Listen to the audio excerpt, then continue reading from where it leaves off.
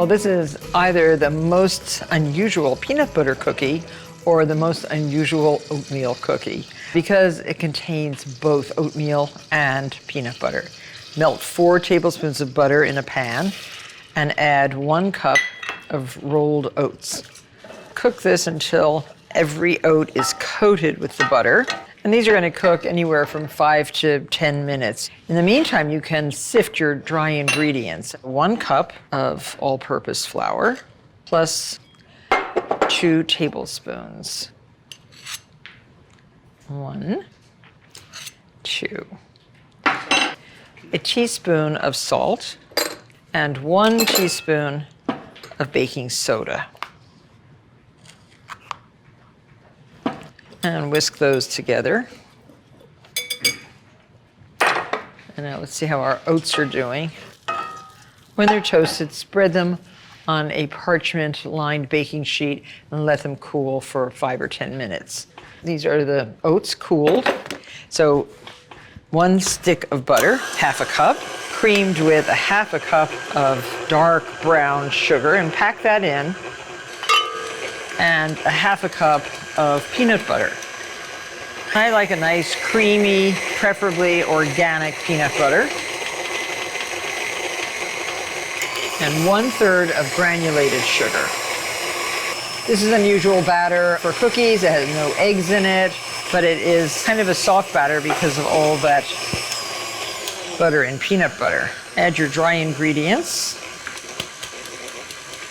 and your buttery toasted oats.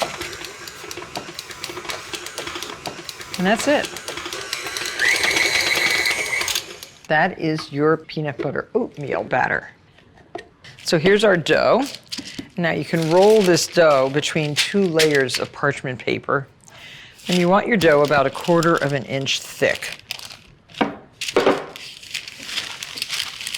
It's so soft that it would be impossible to roll without the parchment paper. Slip this onto a baking sheet and put in the freezer just for a few minutes until it is rigid and easily cut. So here's our dough, and cut your cookies into 2-inch rounds. You should get 24 2-inch rounds. Oh, they're crunchy. That's the oats. And these are sandwich cookies. This will make 12 cookies. Preheat your oven to 350 degrees at this point. Get it nice and hot, ready to bake the cookies. If you have any trouble releasing them, just slide a little offset spatula underneath to lift. And so now before you put them in the oven, just sprinkle a little bit of turbinado sugar on the tops of the cookies. Turbinado is an English sugar that's used in baking and for glistening, and kind of has a little bit of a molasses taste. Right into a 350-degree oven until golden. And you can rotate the sheet halfway through baking after about 10 minutes. The filling for the peanut butter cookies is very simple. It's basically 4 tablespoons of butter, 3/4 of a cup of smooth, creamy peanut butter, 1/4 of a cup of confectioner's sugar, and just a ½ a teaspoon of salt. Mix that all together and have a pastry bag ready, fitted with a ½ inch round tip. This makes filling so easy. And this can go right into your pastry bag.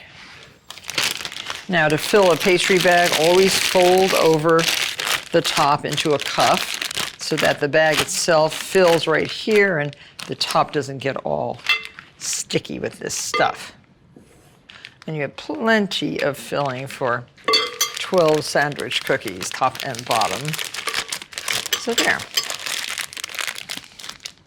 So you really want to just put the filling on the underside of the cookie, which is the middle, and leave a little space around the edge, just a little. The ultimate, and I mean ultimate, peanut butter oatmeal cookie. And squeeze out every last drop of this amazing filling. There. Very nice. Now top with sugary wafer. These look rustic. They are delicious. There you have amazing, amazing peanut butter sandwich cookies.